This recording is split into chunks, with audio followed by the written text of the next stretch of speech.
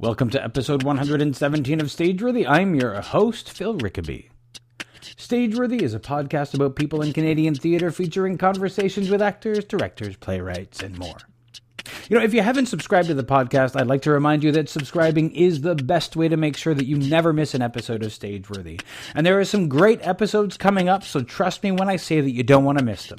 Make sure that you subscribe to Stageworthy on Apple Podcasts, Google Music, or Spotify, or wherever you get your podcasts, so that you can get every episode of Stageworthy delivered right to your device. If you want to drop me a line, you can find Stageworthy on Facebook, Twitter, and Instagram at StageworthyPod, and you can find the website at stageworthypodcast.com. If you want to drop me a line, you can find me on Instagram and Twitter at Phil Rickaby, and my website is philrickaby.com. My guests this week are Bryce Hodgson and Charlie Kerr of Blood Pact Theatre's After Wrestling, with occasional interjections from producer Brie Proke. After Wrestling is currently in its final week of performances at Toronto's Factory Theatre, closing on March 18th, 2018.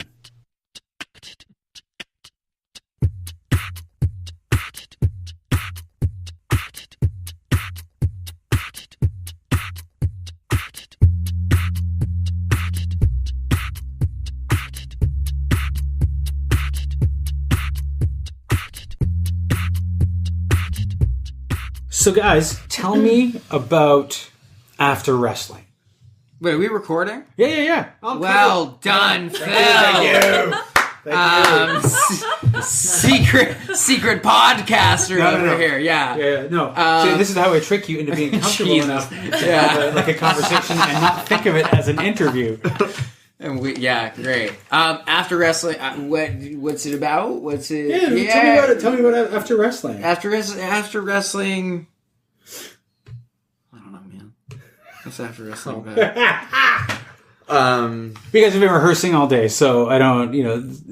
Maybe it's unfair to make you use your brains, but After Wrestling, I think, is about siblings. I think it's a play about two siblings. Okay. And I think it's a play about grief. Mm-hmm. And I think it's a play about how far people are willing to go to protect a secret. That, to me, is what I think the play is about. Okay.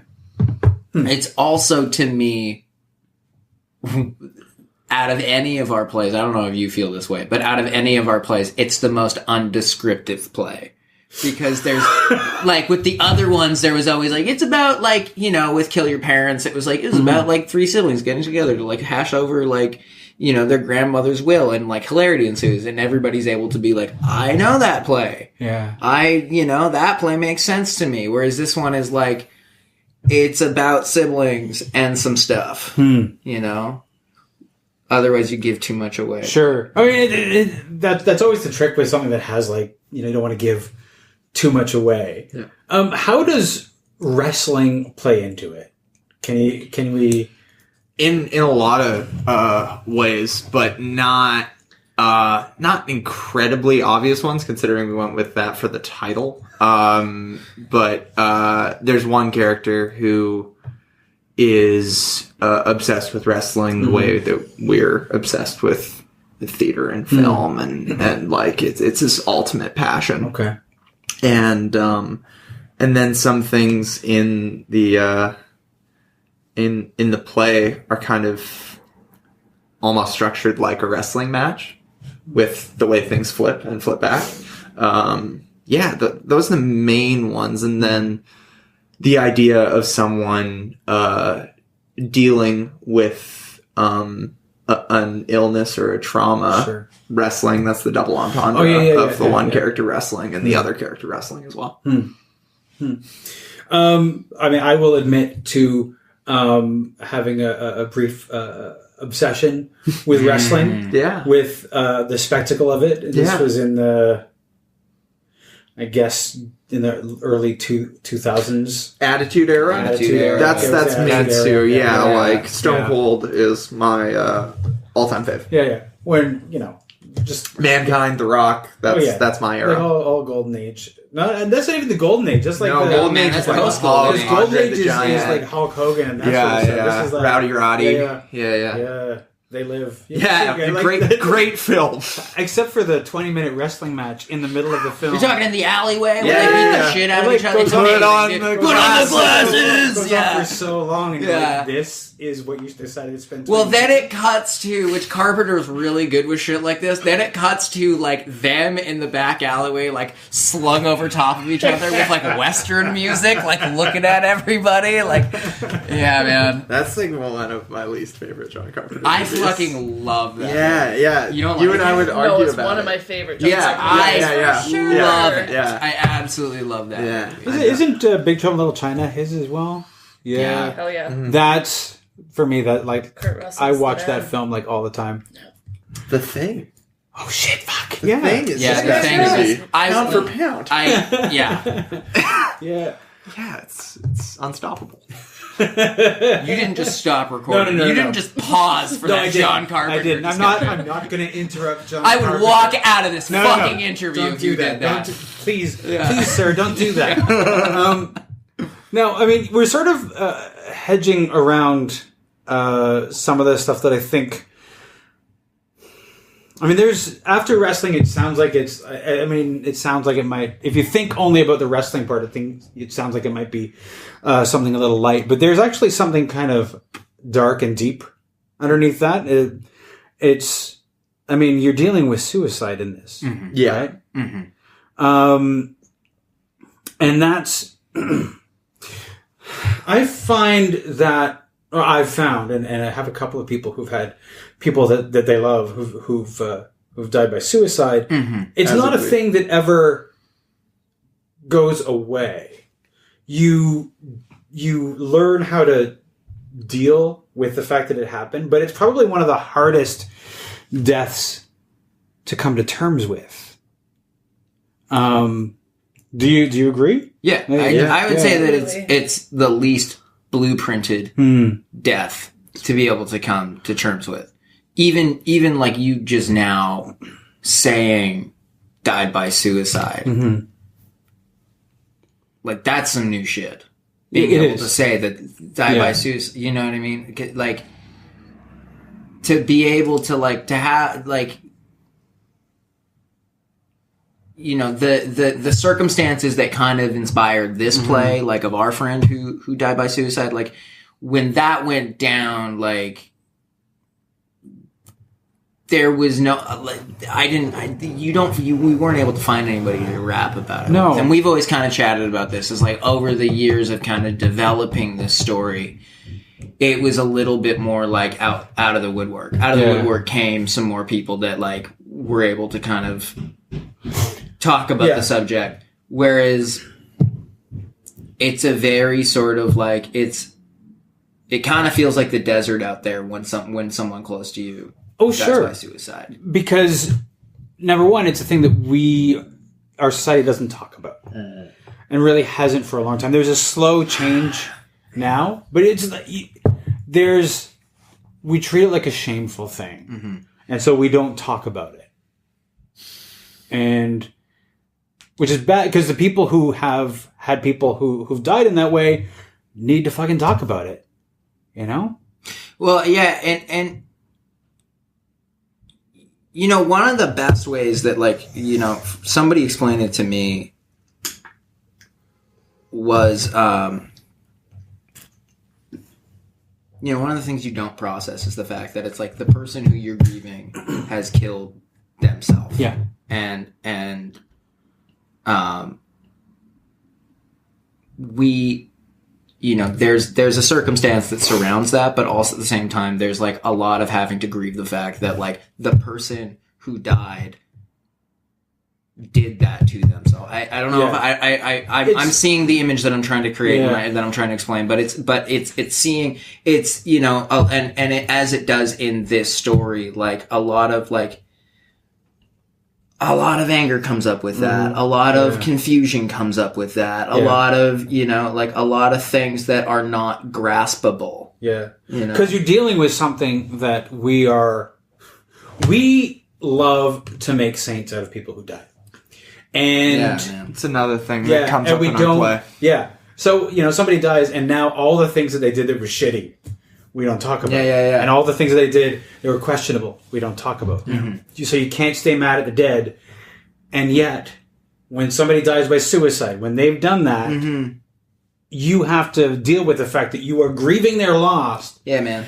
And fucking angry at them. So angry at them. Yeah. You have to compartmentalize this part of yourself that is so natural. Yeah. Of like, fuck you took away my friend. Yeah. As much as it's so conflicting. And it's one of like, it can really like tear you apart, right? That's, that is a big inspiration of where the show moves through. It's funny because I was thinking about how, I got to a point when I had somebody I love who died by suicide where I felt like the only way that I could deal with it was to make art, was to try to create something. The only way I could process what I was feeling was through making something, creating a play. And did you guys find that there was something, if not healing, something cathartic about creating this play? Certainly, but you're also talking to us on a day where we're like literally driving here straight from rehearsal. So it's a bit of a shock right now. You know what I mean? Yeah. Especially like I don't know if we've checked in enough throughout creating this thing, but like for me,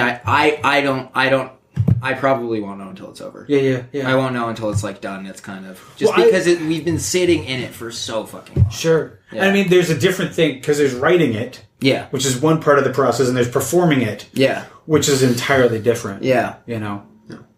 Different parts of the brain, different parts of the heart are involved in each. Yeah. But to what you're saying of like the creating something is the being able to like look at it from, now I'm able to actually look at this thing. I'm able to look at this thing with something to sort of protect me. I'm able to look at this thing with, some sort of other perspective instead of it just being like, this is my experience and I'm just living in the experience kind of thing. Yeah.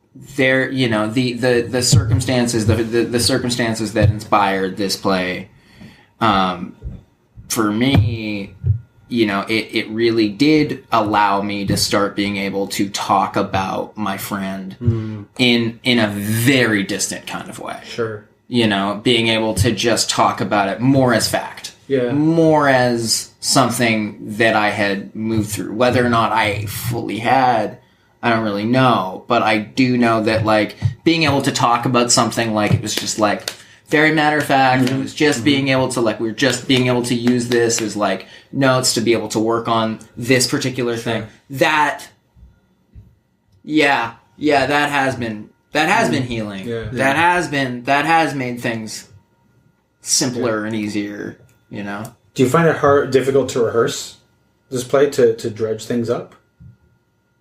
Yeah. Stupid question. It's not a stupid question at all, but it,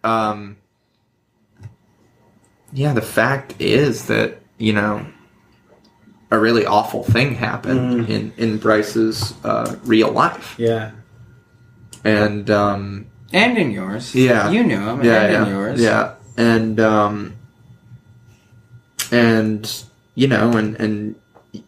to honor the story that we're trying to tell, you really have to get into the muck of what actually happened. Yeah. It's tough. Yeah. Thank you guys for coming right after rehearsal to talk about this shit, but that can't be easy to shake that off at the end of a long day of rehearsal. This is the weirder play of being able to put to rest when you go home. Out of all the plays we've done, this has been the one where it's like you go home at night and it doesn't really. It just kind of, But I don't know. I don't know if that's the content. I don't know if that's the subject. I don't know if that's like the fact that we've been working on it for so long this was a weird one for us. We always like really like not writing for very long. We're like big, like we like writing for a week and then doing a couple months of drafts and then just putting on a play. Yeah. And then this one was like that weird one that hung out for a long time. We've been writing it for like fucking 2 years. Okay. So it's been kind of like the you know, the play that follows us around. Sure. And then Factory took it on, and you know, we weren't planning on doing this one. Right. And so it's just kind of been there the whole time, and now we're suddenly working on it. And I almost feel at times like I'm like wake up and I'm like, oh fuck, we're rehearsing after wrestling. Like, how did it come about that like if you guys didn't really think you'd be performing this one, how did it come about that this ended up at Factory? I mean, you should. You want me to should take it? jump in. Yeah. So we did submit this play to Storefront for their 2017-18 season. Right. And then Storefront had the unfortunate event of being shut down, their bricks and mortar. And so a couple of months after that happened, Nina, who's the artistic director of Factory, went to Claire Burns, who's the artistic producer of Storefront, and asked if she had any submissions from their now failed season that she wanted to bring forward. So Claire opted after wrestling. Nina read it. She loved it. And that's how it happened. Nice. Yeah. Yeah, we wrote another play and then finished it, and we were like, fucking finish that one. And then I went to New York to do a play, and then Bree called me like a week later and was like, so Factory wants after wrestling. Yeah, and then we had to, you know, improve it and make it a lot better and clearer. So you'd had this thing for 2 years, and then how long was it before, like, from the time that the Factory said we want it to now that you had to polish it on? I think all together 7 months, 8 months. More than that. We found out in like April of last year. Yeah. So, yeah, almost a year. 10 months. Yeah. So we'd been doing it for about, I think when it goes on stage, we'll have been working on it for 3 years. 3 years. Wow. Yeah. So it's it's been a long haul with this one. Yeah. Heavy. Yeah. And it's, you know, yeah. But I also want to say it's a dramedy. Like, Yeah. Well, I mean, we try and you know, like, you know, I don't want people to just think it's Schindler's List. Yeah, you know, but like yeah. you can't. I think that you can't really deal with this shit by like just sitting in the sad shit all the time. Right. Like you have to deal with it in like so many different ways, and an audience needs to laugh, and fuck, sometimes like you need to laugh. You know. Well, but also, I mean, especially for you and me, that's something that you and I have always talked about, especially surrounding death, and like you and me have always talked about how when somebody dies, we naturally gravitate towards each other or people like us who are able to like sneak into a corner and make jokes about the scenario. And that's not out of some perverse need to take down what is going on. That's out of like part of processing it has to live in being able to laugh about it. Oh, absolutely. And not everybody's cool with that, and that's fine. I am. Yeah. You are. And that's how we've been able to do this thing, you know? It's also, you know, it's a tiny bit more untreaded to you know, ground your comedy in things that are this this rough. Yeah. I think that's when almost things become like more funny. That's where I'm at too. Yeah. Is you know the most watchable comedies are ones that you care about the stakes. Yeah, yeah. The stakes have to be high, otherwise it's just like people jokes. slipping on banana peels. Yeah, absolutely. And that's only funny for ever. I don't know what you're talking to like two of the biggest Airplane fans of all time. Like, we watch Airplane all the fucking time. But granted, like, that movie's perfect. Yeah. And also, you know, he has to land a plane. But There's a lot of people on board. The Stakes are high in airplanes. Yeah, good luck out there. We're all counting on you. Yeah. The stakes are high because there's a bunch of people going to die. Mm-hmm. Yeah. Yeah, man. They just happen to wrap a whole lot of crazy shit. That movie is this like Perfect. Okay, but yes, but it's also like it's based on a movie, and the plot is exactly the same. Oh, I didn't know that. All they've done is and a lot of the dialogue is actually the same. Oh, I didn't know And that. they Wait, like just- on a straight movie or Yes! like wow, which movie? Yeah, I don't even remember the name of it. I'll have to find that. Great. But like we're googling. it's like a shot for shot, and like the story is the same, and all they did was like find the funny in it. Yeah. Yeah. When did you guys start making theater? 2014. Okay. Yeah. Is that when you started together? Yeah. Yeah. What about before that? Like, what was like when did you guys know that theater was a thing you were going to do? 2010. Okay. Yeah, seriously, 2010. Never really had any interest in theater. Made a lot of music. Mm-hmm. Played in a band that was like a very like theatrical, Okay. Big band with lots of like costume changes, and we would like build puppets and like things like that. Like it was a big performance thing, and that was probably the closest I'd come to it. And I'd done some like theater and stuff in high school, but that was most of my creative energy was spent playing in that band. Right. And then was a child actor and did some TV and stuff like that, and then was taking acting classes, and really really fell in love with acting through doing acting classes, but never really fell in love with acting outside of those classes, and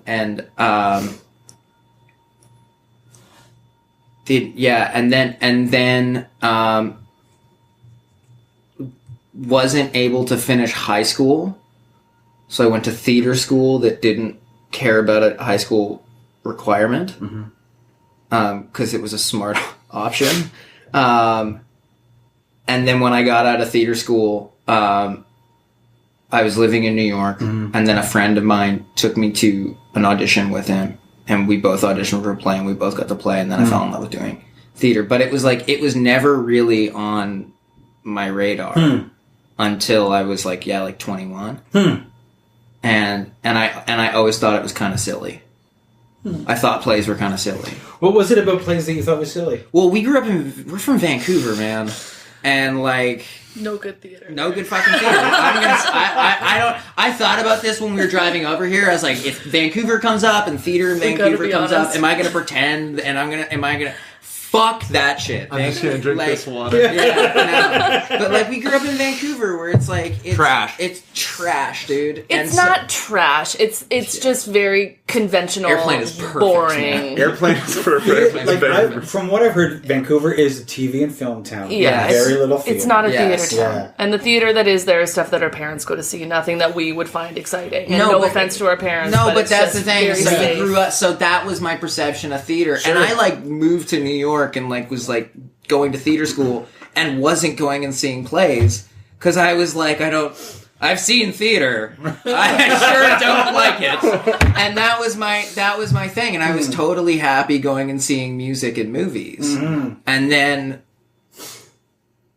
then I was wrong. Then I went and saw some plays, and then I did a play, and I realized I was completely wrong. It's funny because I've encountered people. They're like, I can't get my friends to go to the theater because they're like, I saw a play once and I didn't like it.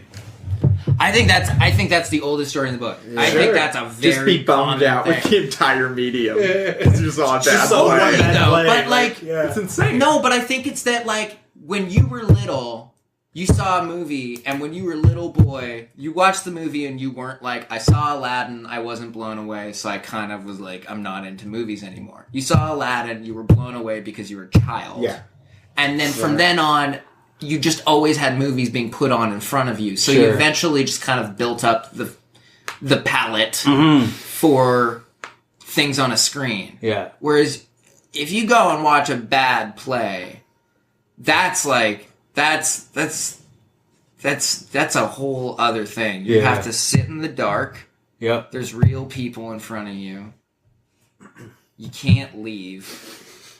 You can't turn it off. Yeah. Like, that's invasive. Yeah, that's, yeah. like, really a difficult scenario. It's also, I mean... So I don't blame those people. If it's bad, Yeah. you know, if it's in a movie and it's bad, you get up, you walk out. The people on the screen don't know you walked out. They don't give a shit.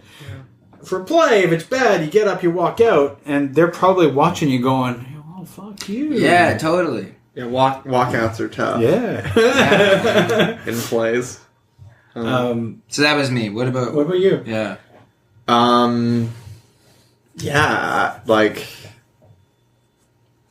I think my dad took me to see shows in New York when he was on business as a kid, so I always really liked the medium. And I kind of always wanted to be an actor, kind of because my eldest brother was kind of interested in it. Okay. He was in school plays and stuff, so I'd see that, and I just wanted to emulate him in every possible way. And yeah, and he gave, when I was like way too young, he gave me a copy of like Reservoir Dogs and Godfather and a bunch of other gangster movies. So I went up to him and I said, I want to watch Scarface. And I was 10. And he was like, well, you can't watch Scarface until you've watched all these other movies. So he gave me all these like really incredible, like golden, you know, era of films to get into, and Steve Buscemi in Reservoir Dogs kind of made me want to, you know, have acting in my life, and then in high school I was so bad at everything, and my only good grades were in drama, and through that I'd write plays and direct them. And we didn't really have that much of a program, so I just kind of got to do whatever I wanted. Yeah. And then through that, I didn't know what I wanted to do post-secondary, so I went to an acting school in Vancouver and fell kind of deeper in love with it. And then, you know, studied acting in a bunch of places and just was always into both, you know, film and theater. But because I'd go to New York and see plays, you know, there's something really special about good theater, and yeah. So we've been friends since we were 10. By the way. Okay. Yeah. I was going to ask when you guys. I was 10. He was 12. We went to the same elementary school. And then I've just kind of always been friends, and he played in bands, and I played in different bands, and at one point we thought maybe we'd have a music project together, and it didn't quite work. And then I was playing a show in New York while he was doing a play in New York. Okay. And I got to see his play, and then he got to come see me play at the Bowery Electric in the same night, and it was just a special moment of like, wow, this shouldn't have happened. We're both from Vancouver and, you know, don't really, you know, whatever. But then we got back to Vancouver after playing and doing the play, and both kind of felt a little bit unsatisfied with our artistic lives. And he proposed the idea that we write a play together and just trying to make each other laugh. And I remember at 20 pages into writing the first play, I was like, this is where most people give up, and I'm still feeling good about it. Like, let's keep going. And then his tenacity is phenomenal. Like, so then we got to 40 pages of this thing, and he's like, okay, let's like do a read through of what we have so far. So we got over the actors that we kind of wanted for this play, and he pretty much announced like, it's not even written yet, but we should definitely do this play in like a month.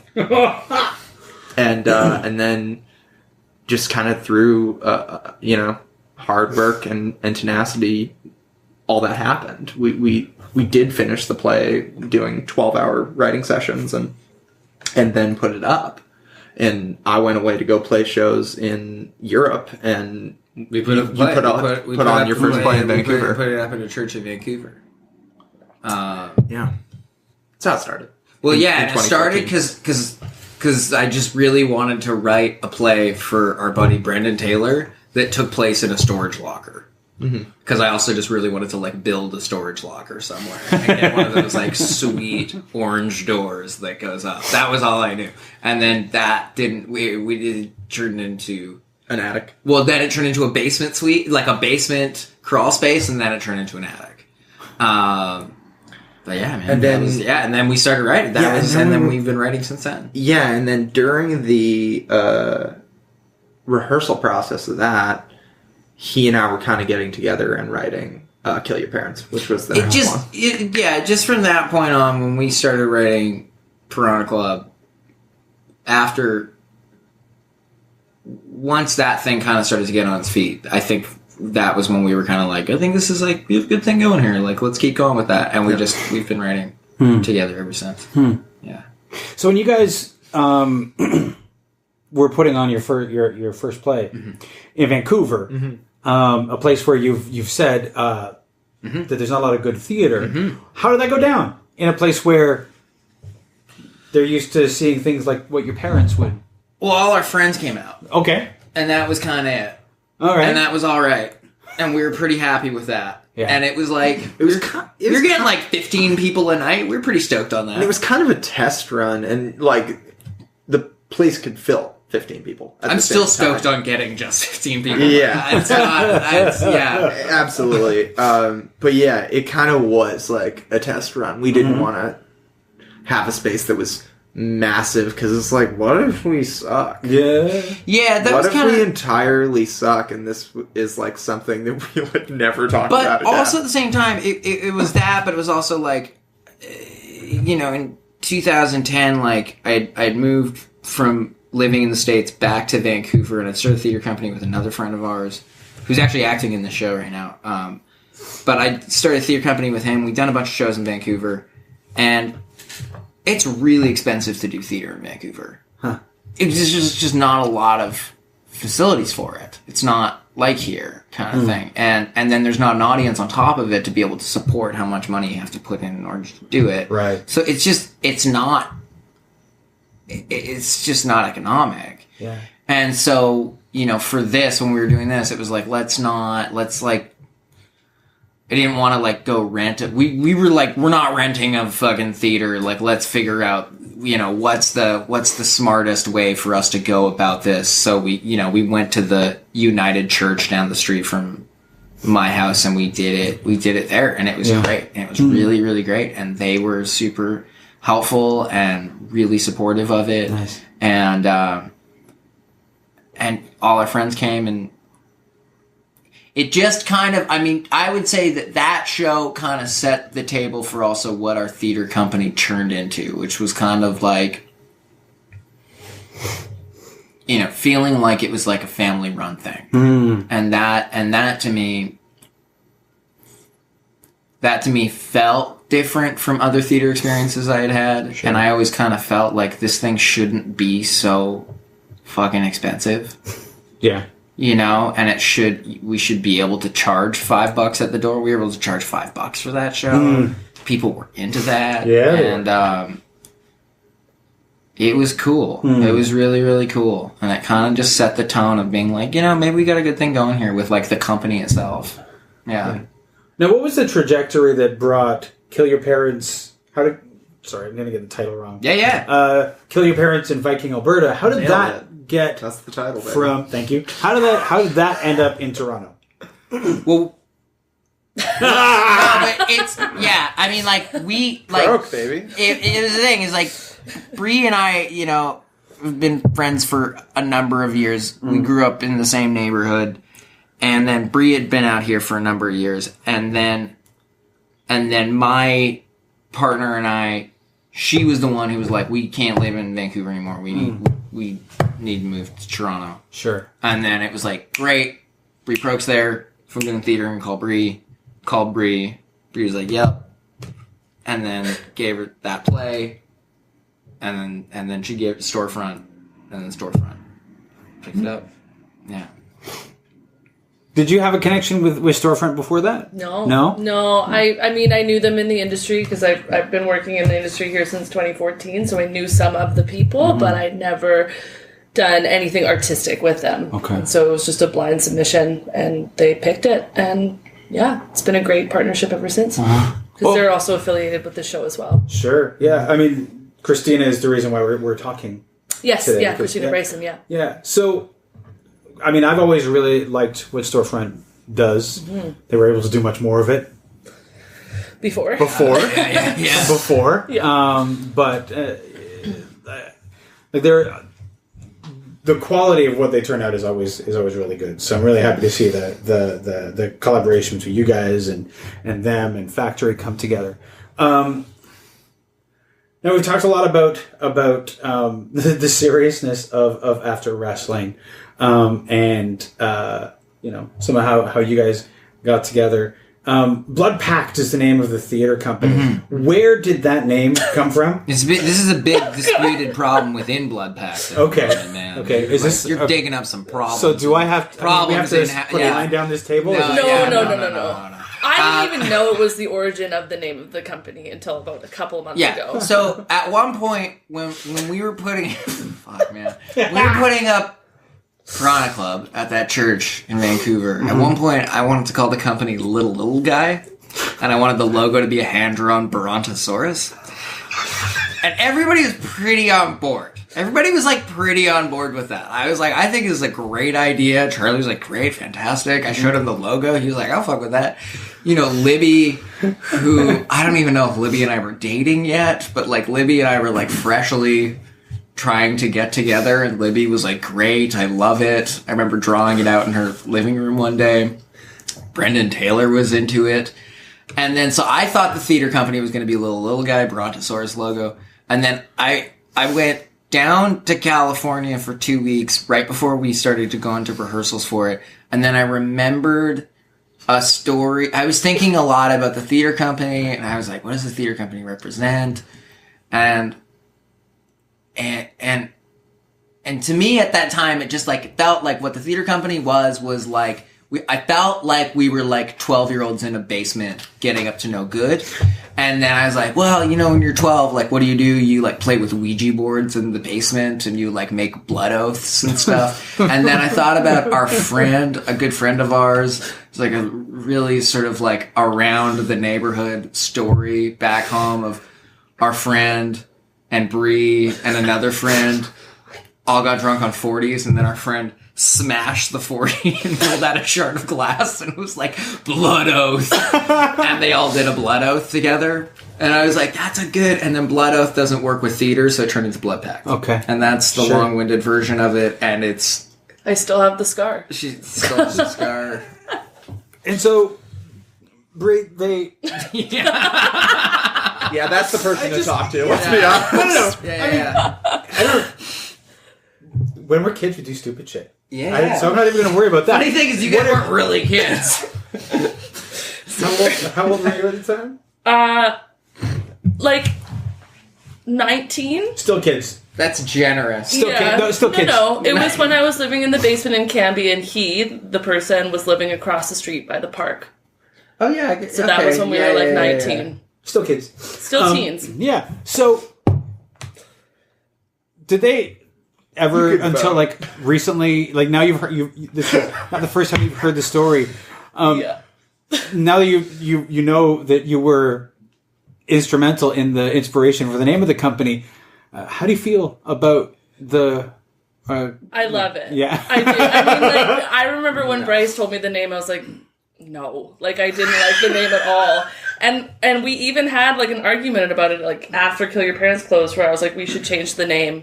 Libby was like, we should change the name, and Libby's like never hell-bent, like, no, Blood Pact. Yeah. And then it wasn't until a couple months ago that Bryce was like, you know why it's called Blood Pact, and told me that story, and I was like, oh, now I feel so much more involved in, like, the origin of this company. And it just transformed the name for me in a lot of ways, even though it's an embarrassing story, but...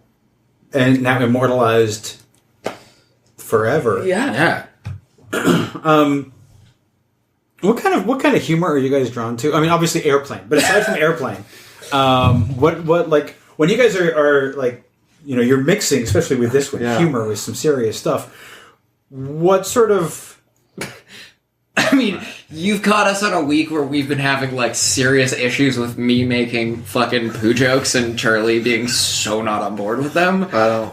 And I've been, like, really, especially because we've been rehearsing and I've been trying to get under Charlie's skin a lot lately. I know that I can always get there with a good poo one. Just that honored. So definitely there.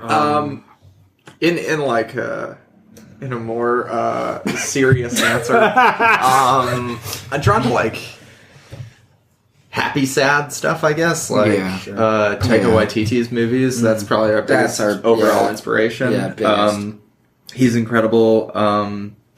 Christopher Guest is pretty unstoppable.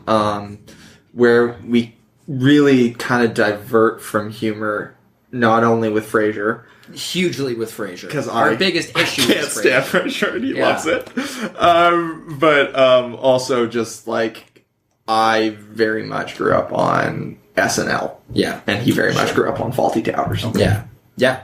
Yeah. That's that would sum it up perfectly.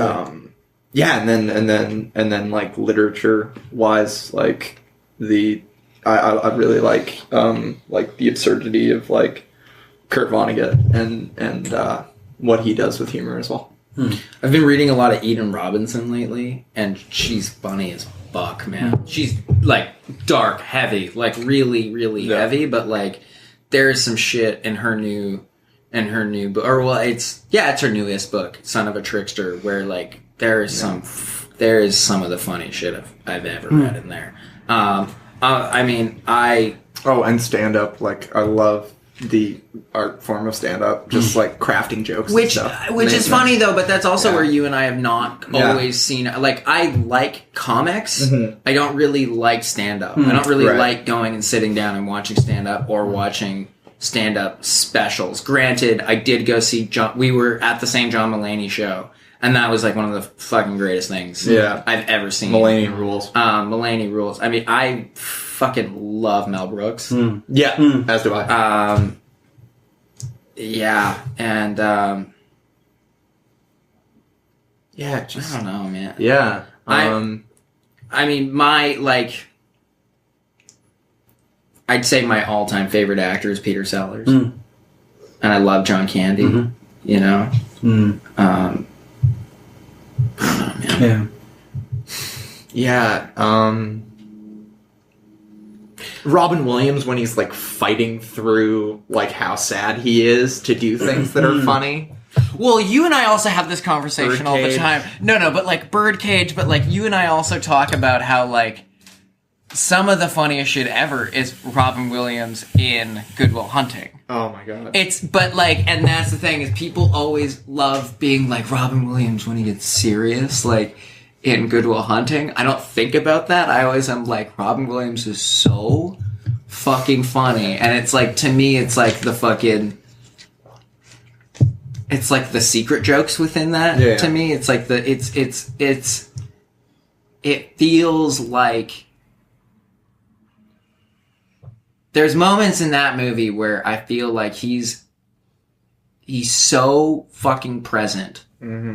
And it goes back to this thing that we started the conversation with. Like, it's like he's playing a dude who's like, he's playing a widower. And he's so present in that like it transcends above it just being a man living with living a heavy life. To like, there's a hilarity in it. Sure. You know? Long-winded answer for happy sad, pretty much. Sad. Yeah, that's. Have you do you know Tig Notaro? Yes. Yeah. Have you seen her documentary? Yeah, of course. Yeah. The one thing I love about that movie is how there's all the stuff that she's going through in her life, but you see the genesis of a joke. Yeah, man. From when it's really bad. Oh, the one about her chest, right? Yeah. She just tells us. I remember what the joke is, but I remember seeing it near the beginning of the film, and she keeps telling it. And you get to watch her work it and how. Yeah. If I paraphrase it, she's maybe you have it better. She makes fun of her whole life. She makes fun of herself for being flat chested and not having boobs that are big enough. And then the joke is that her boobs one day go, you know what? let's kill her. But it progresses though, because and it's great watching her try it out. Where she's like, you know, she doesn't appreciate us. So we should just leave. You know, and then by the end, it's let's kill her. Yeah. No, but like that's a great example of, you know, she's funny that whole documentary. Yeah. Like at the worst point of her life, and the new Patton special that's very much about Patton Oswalt. The Patton special is like because like he's so raw because he's still fighting through like the death of his wife. But that combination of being able to communicate these things that like people don't even want to get near. Yeah, and then he not only like knocks it out of the park in terms of like getting us all kind of in on this human connection and experience, it's also laugh out loud funny. And that's such a gift, and his books are the same way. It's almost like when you make somebody laugh, you break down the barrier towards what makes them cry. Like you make them vulnerable through the laughter so they can actually reach where you need them to go when you go serious. And somebody like Pat and somebody like Tig, totally able to do that. Sounds a little bit like some of what you guys are doing with After Wrestling. Here's hoping. Yeah. Well, I want to thank you guys so much